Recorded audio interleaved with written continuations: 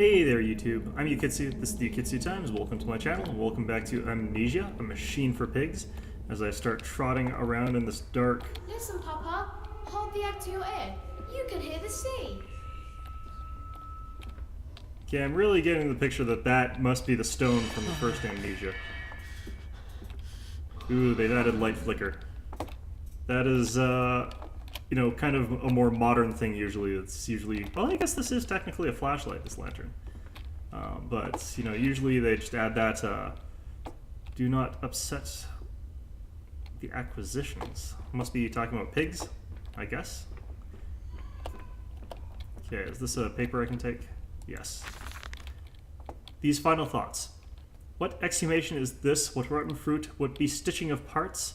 I doubt I will ever be found, yet I leave you this, scrawled in the malodorous half-light, whilst my tormentor shuffles below. My fellow prisoners, keen and squeal in the gloam, and here I wait, and where I wait for the knocking upon my cage that signifies it is finally my turn to make that dark journey into the interior. Oh, okay, so these are people. Don't startle the people. That's a little bit more grim, actually. Well... Hello? Well, I'm nothing if not a helpful person, so I would like to... I could let you out. Where the hell are you? Okay, well, as much as I would like to help him out, I don't have any sodding clue as to how to get back there, it looks like. Let's try it this way.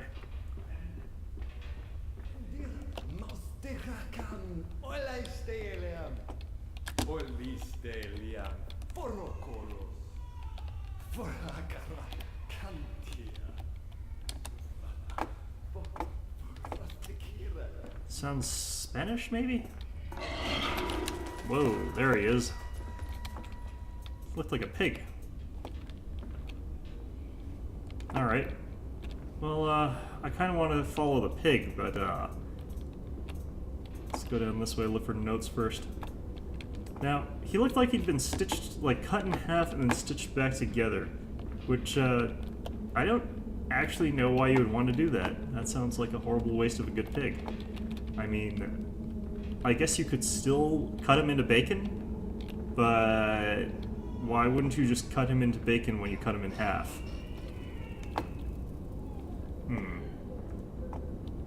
There are some strange sounds coming from down here.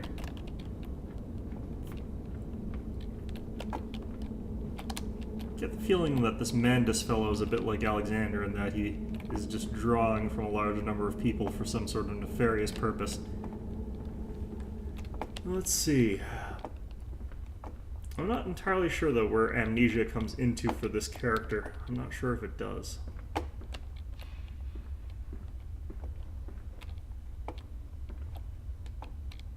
Alright, I have no idea where I'm going down these corridors here.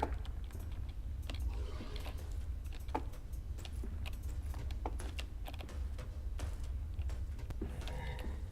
think he's above me. Oh, he's right there.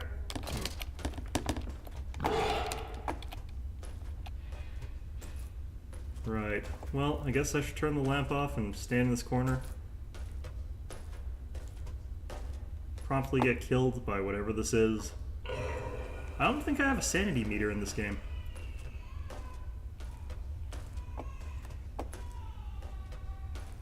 Yep, there he goes, minding his own business.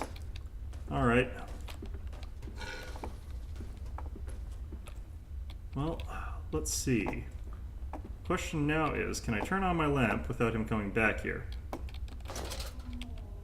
Looks like it. Okay, so these guys are a little bit more benevolent, it seems, than the guys from the other game, whatever they are called. And on we go. And so to the stoking. Pulling cogwheels now, sneezed into his handkerchief. When the dust got into his eyes, I began to change more rapidly now, he surmised. Huh. Okay, so maybe these are made out of a mix of pigs and people? I'm still not sure why you'd necessarily want to mix together pigs and people. They're already pretty similar. Apparently in some ways, like you can replace a human kidney with a pig kidney, apparently, or something like that. And that works fine, but... It's kind of funny that you can do that, but not monkeys. Maybe you can use monkeys, it's just that there are more pigs. I don't really know. This load screen's taking a while. I increased the screen resolution, but it's still got the large black bars along the sides for those sort of load screens. Hopefully it'll make the video look a little bit better, but I'll figure out and adjust it later if it doesn't.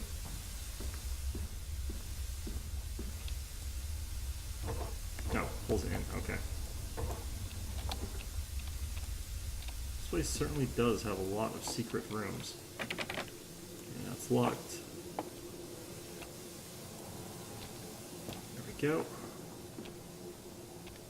Okay, another cart full of dead pigs. Another fueling canister. Some description.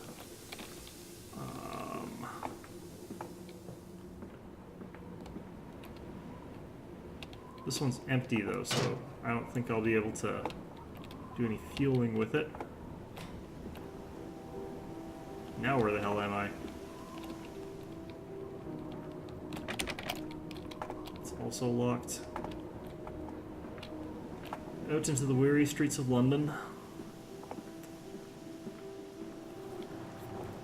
I quite like the Victorian setting of this, sort of 1800s, 1900s, early 1900s sort of industrialist look to it. It's a setting that I happen to actually be really fond of. Got this nice violin. Water in his shoes. Always the water and the sparks of the embers of the wheels. It's too bony. It's too damn bony. Bony, that's peculiar. Alright, what's this saying? My soul shudders at what I have seen, but at last I have reached the main part of the factory. Now onwards, downwards, to find those floodwaters and drain them away. Like Moses, I will cleave the waters and lift my little darlings clear of its vile cradle. Alright.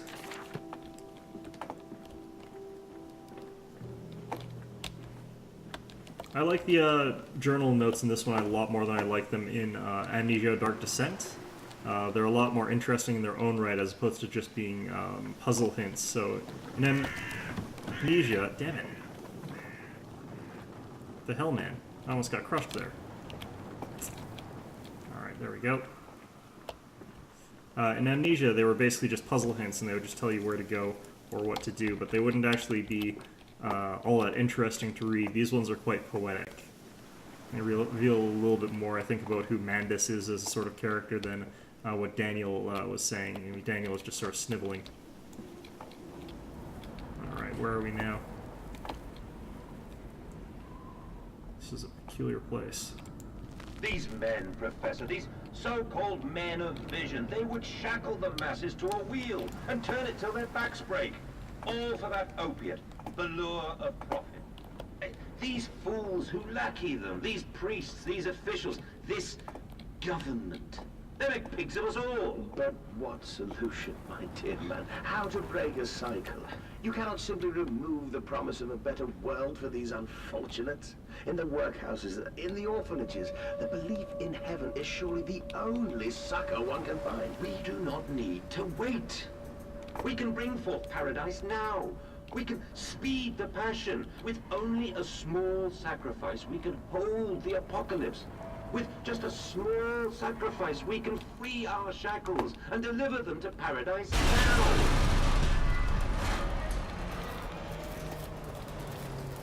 Huh, so it sounds like he's trying to bring about the rapture. I'm not actually sure. If Mandus doesn't seem like a very religious guy, so it's very peculiar that he would try to do that. Although he has commented before that he wants to create a machine that outdoes God, so perhaps his version of it would be one that he believes to be superior, although I'm not really sure why killing everybody and bringing them to a higher plane of existence is necessarily the best thing for God. You know, it's not what I would call the most important thing that God does, necessarily. Although I guess in Christian mythology it is a very major part of it. I would say Mandus is kind of missing all the other parts, you know, like the sort of benevolent and wise parts, but you know, if he's going to make a deity, he can make it the way he wants to. I'm not sure that this is one of those parts you typically find in a deity, but whatever. Okay, so we can go down or we can go up. The way they're implying is that the actual story is down, so I'm going to go up first, because I'm assuming that there's probably just some notes up here that I can grab, and then I'm going to go downstairs again. Okay, so, huh. This is a fairly nice place, actually. Can I go outside here? No, it's locked. Are there any notes here?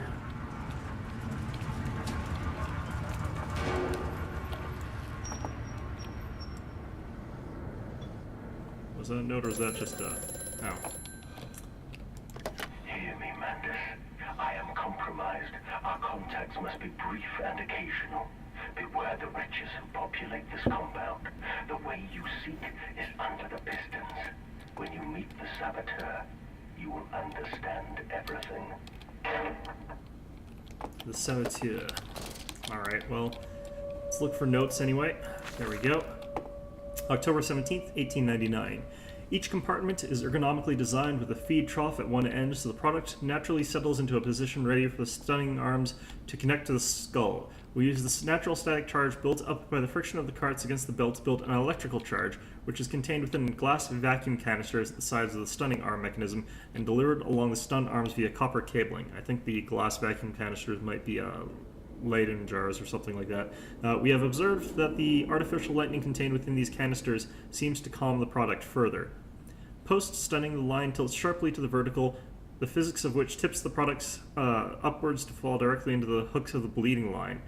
This hook passes normally through the haunch or thigh of the product, and from this point we dispense with the belt and instead instigate a channel floor which releases a funnel allowing blood and byproduct excretions to collect and run to the fluid collection tanks. There is going to be a very, very unpleasant room that I'm going to be walking through here, and it is going to be probably the fluid excretion tanks. And in it is going to be pig blood and pig feces and urine, and it is going to be terrible.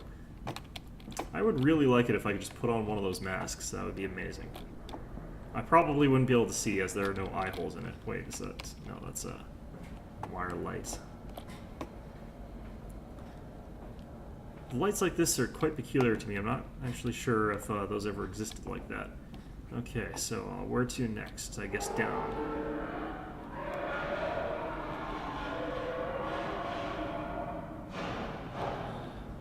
I can't tell if that sound is the squeal of machinery or pigs.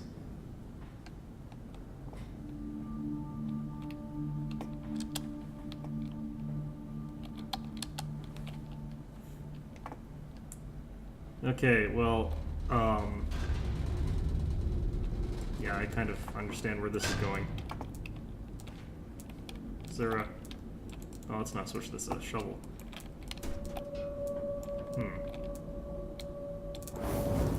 Okay, yeah. So, in Amnesia games, whenever you see empty furnaces, it's almost guaranteed that you're going to have to fill them with coal and then turn them on. Piston control room. Okay, so this probably let me skip whatever was going to go on there. Let's turn this on then. Stop. Are furnaces, your furnaces fueled? Okay, do I get any of these? No? Are there... Alright, well, maybe I missed some furnaces. 1, 2. Is there any other in here? Is there an indicator saying how many furnaces there are? It's 2, right? Oh. 2, 4, 6. Okay, so there are probably more. Let's see, October 18th, 1899. A series of collecting vents have been installed along the ceiling at this stage of the line. In the process of stunning and bleeding, the product often expels stinking vapors from its digestive system, which can be collected, condensed, and used in the methane boiler to drive the engines as a whole. In this way, the more product is processed, the more powerful becomes available to the machine, and productivity is actually increasing. A simple stroke of genius, but one that encapsulates the benefit of self-regulatory automation. Oh god, that's gross. Okay, so I guess I don't have to worry about falling into the room full of excrement, because that is collected and used to fuel things. Which, that's ecologically sensible to a certain degree. Burning methane is, however, not really good for the environment, but it's better, I guess, than letting methane just collect and actually sit there. So, you know, this is a pretty economically friendly adventure that Mandus has got here, by contrast to a lot of the ones in this era, which just burn coal, which actually I think has a lot worse stuff in it. Alright. So, you know, Mandus, one of the first green industries, reducing carbon emissions by 500% and still producing more than an entire fleet of today's cars. Let's see. Let's just check around here first. What's this say? Danger. No entry to the under pistons when machinery is at rest. Why would you want to go under there when it's not at rest? I would imagine that you would want to go there only when it is at rest. Alright, well... is there already a piece in there?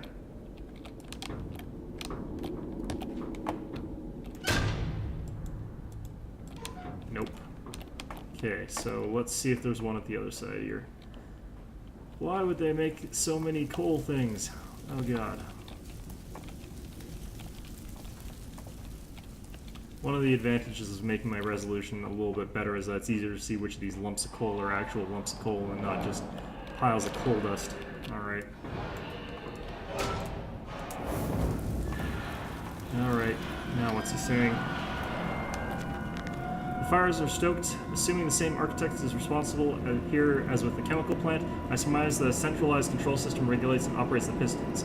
It should be a simple matter of finding it and hoping the saboteur relented after simply extinguishing the fires. Not 100% sure here who the saboteur is. I'm actually almost beginning to think it may be me myself. I think that's new. Did I go in here?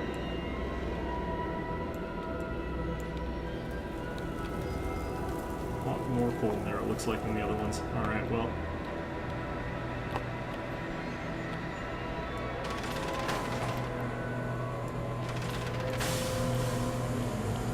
Steam and fire. Alright.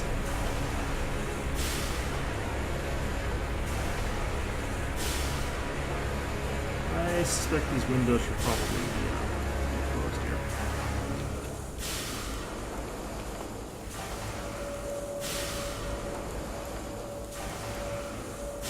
There we go.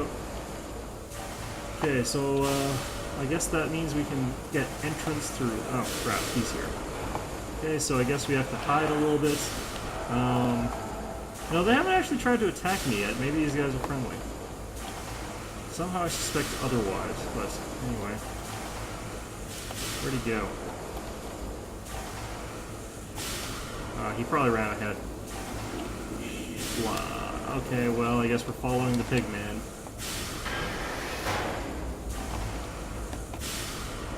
Well, shit. Even if this place were sane, safe, and consensual, as it were, I'm pretty sure I would not want to be trapped down here by that door closing behind me, with no way to actually open it from this side. Doesn't matter if this is a horror setting or not. Being trapped under here with all this machinery for like days on end with the coal dust accumulating in your lungs just over and over again would probably actually still result in me dying. For fuck's sake, really? This is a huge safety hazard. I need to get safety inspectors down here, like, pronto. They'd all die, because this is clearly not a well-made factory. But, you know, it's one of those situations where, you know, big government needs to step in and do something about businesses just taking liberties with the safety of the workers, you know, or something like that. I don't really understand how any of this works. Alright, well, what's this? Looks like I can't open that little jar there. Oh, great.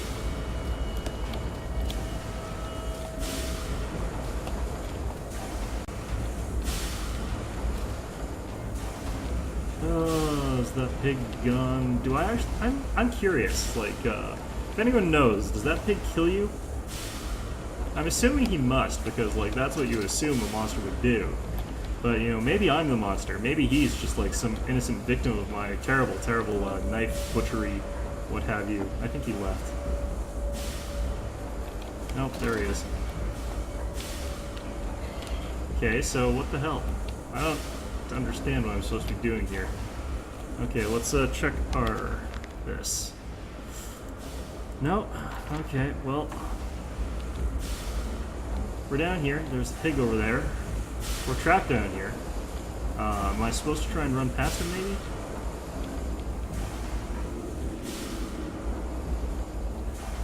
I don't get it.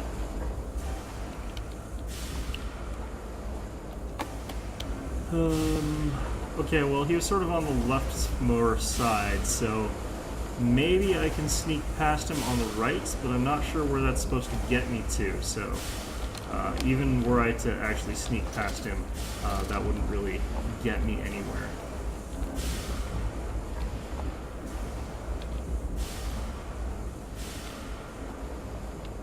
Yeah, like, what the hell, game? I don't understand what you want from me here. Is he gone now? I think he's gone now. No, he's still around. I think the light flickers when he's around. He's moved off somewhere, it looks like.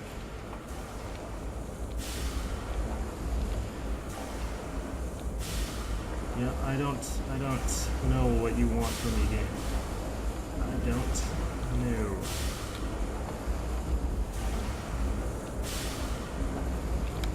Okay, well, let's turn this off again. There he is.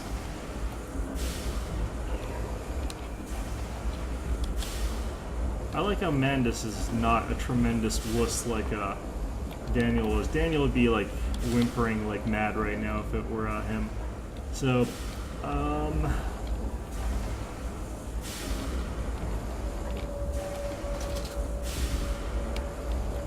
okay, so I think my lantern is like the radio in, what's it called? Silent Hill, where you turn it on and it provides a static. Oh crap, there he is. It's staticky when he's nearby. So, like, I still don't know if this guy's actually mean or if he wants to kill me. I'm assuming, but like, yeah, I don't know if I really care to find out all that much. This game's probably more interesting if I don't. I think I saw him headed there. Let's see. Oh, where the hell is he? Okay, there's a coal generator there. I think we're good.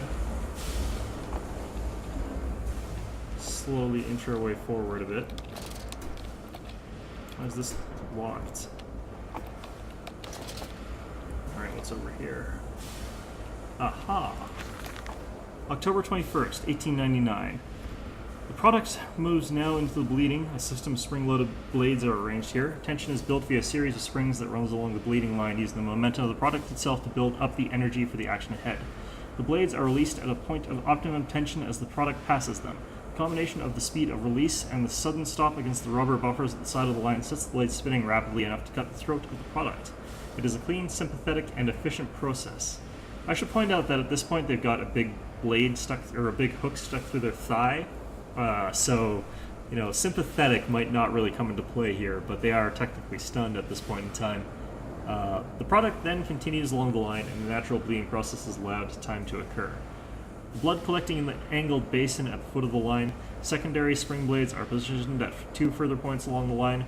Should the mid-level rubber buffers continue to be manipulated in the form of a semi-bled product, thrashing or twitching, these movements automatically form the basis of the spring energy required to send the next bleeding blade into activity. Yeah, so these don't even automatically kill these pigs, and, you know, they sort of twitch around as they are, you know, suffering from the throat being slit by a rotating blade. So, you know, not really the best end to have happen to you, but... Oh, great. Yeah. Okay, well... I don't know what you want.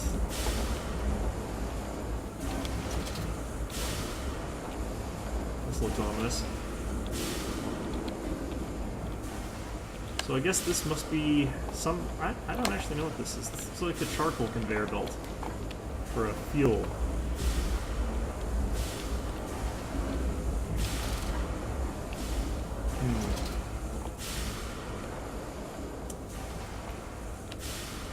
I'm not actually even sure if the monster is light sensitive or if they are just saying, you know, be careful about how you use your lantern so that you'll wind up walking around in the dark like some sort of dope. But, oh, crap, this again. Oh, he sounds pissed off this time.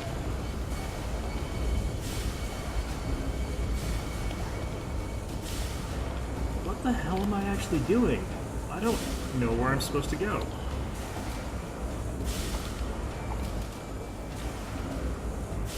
Oh, there's music playing in the background here. You can hardly hear it through the machinery, but there's definitely music playing here. very subtle. Okay. Nope. It's right freaking there. Okay, so maybe I can get past it this way somehow? I don't think so, though.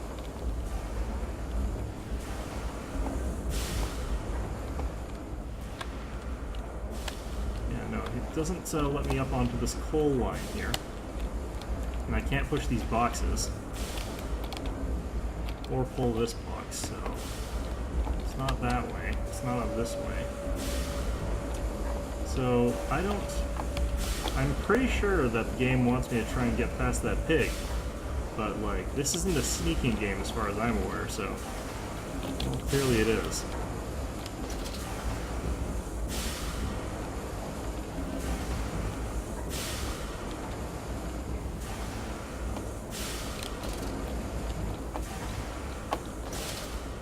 Well, let's just, I think I got past it.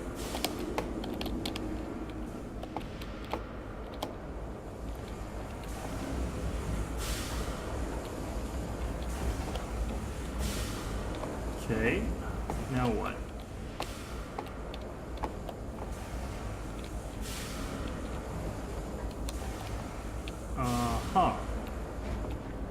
This does not seem safe. Okay, what's this saying? The descent continues. What did that dark voice instruct me to do? Under the pistons, into the tunnels, and onto the bilge pumps? And if the door should be locked, I will have to find another means of descent? I cannot trust him, but my path is set. I shall ignore those noises, that snuffling, those shuffling steps below me. I will brave whatever lurks beneath, and I will save them. So yeah, I'm actually feeling this a little bit more than I was feeling Amnesia. In Amnesia, I didn't relate to Daniel at all. He's just trying to save himself. But I think this guy is truly, truly mad. But I think he's mad in a good way, in that, you know, he's trying to save his children, who are probably already dead. Quite probably been killed by him already. But, you know, it's not the... That's not the important thing. The important thing is that I think that he's a very sort of different kind of character than Daniel. Well, who knows, maybe he does actually have that ideal of, you know, sacrifice everybody else just to save yourself, even up to the bitter end sort of thing. I mean, that is ultimately what your final decision in Amnesia seemed to me to be. Alright, so, there was another set of steps up along the other side, but I'm going to try these ones first. Okay, it's this kind of door, it's locked. Let's just see if there's a note over here, since I don't want to miss any notes.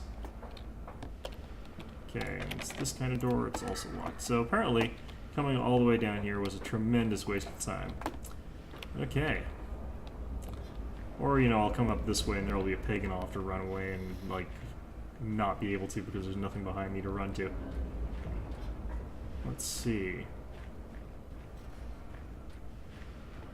Okay, and here are the other steps. They were much closer, and apparently they're the ones I was supposed to use. Yay! Okay, let's check for notes again. What's this? I don't understand. It looks like just house schematics. April 30th, 1899. The crate arrived this morning, and I had it delivered directly to the workshop. The body is remarkably preserved, although there is a subtle yet nauseating stench of damp and rot. It is humanoid in shape, but has suffered severe skeletal deformity, remnants of leather straps encase the torso, which is deformed, with evidence of substantial muscle mass and displacement. It is difficult to ascertain whether this unfortunate is the recipient of some barbarous surgery, or was born deformed, and an attempt to force his gnarled body into some semblance of humanity was made. What he is I cannot tell, but I smell the orb upon him. The orb, okay, and I suspect my great-uncle's presence in his curious condition. Great-uncle. So it can be done. We can reshape the body into a tool, accelerate the process of Mr. Darwin's evolution, but here my great-uncle and I part company. He chose men as the subject of his experiments, but men are difficult to control and rotten with sentimentality. No, we require a new creature for our chattels, loyal, clever, strong, easily sated. So I guess Mandus was doing some Alexander-type stuff, and this is the result of it. Crazy pig people. What's this? Compound X storage. Danger, no naked flames. Also closed. Well, what the crap. Why? Okay, so let's just check around here to see if there's anything else. Nope. Thought sort of naming things Compound X was sort of a more recent thing than the 1800s, but it's hard to say, really. Okay, can I go under here? No.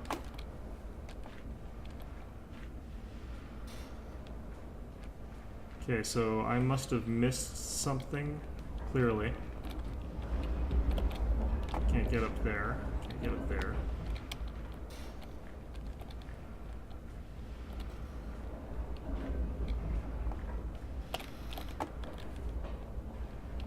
Well, what the hell? Come on. Aha! What's this say? Chemical transportation danger. Highly corrosive, highly flammable. Alright. Let me hit the button.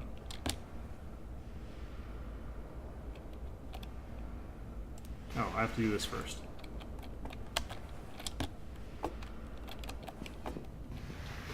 This does not seem like a safe idea.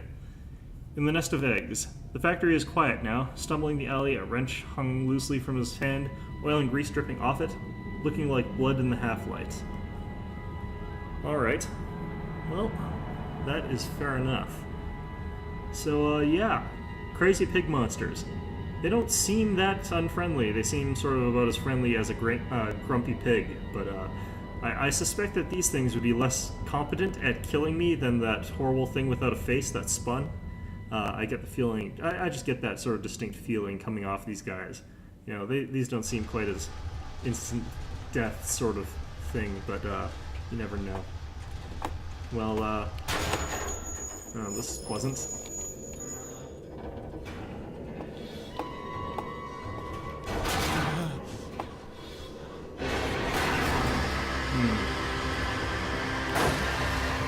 Yep. Why do I keep getting elevators in these games? I don't think I've ever had a good elevator ride in one of these horror games. They seem to make them deliberately crashy, to say the least. Well, I'm alive. What a surprise. If I had died in that crash there, that would have been hilarious. Now, what would have been hilarious is if they put a jump scare, like, just right outside of this thing, which they've probably done, bastards. No, it's fine. Okay. They put a phone right out of it. Okay. Quickly, Mandus, find the entrance nearby. The children weep in the darkness, and the floodwaters continue to rise. Alright. Bruised and battered but alive, I have survived the Saboteurs' best efforts. He and I are now locked in an epic struggle, but I am driven to find my family and I will prevail. Ignore the madness about me. Do not consider what cruel and unspeakable acts have been committed here. Find the way to the bilge, drain the flood, free your children. Okay, and I think this is actually a pretty good spot to leave off our video for today. We'll get around to the next one pretty soon. So far, this has actually been pretty darn good. I've been liking this quite a lot.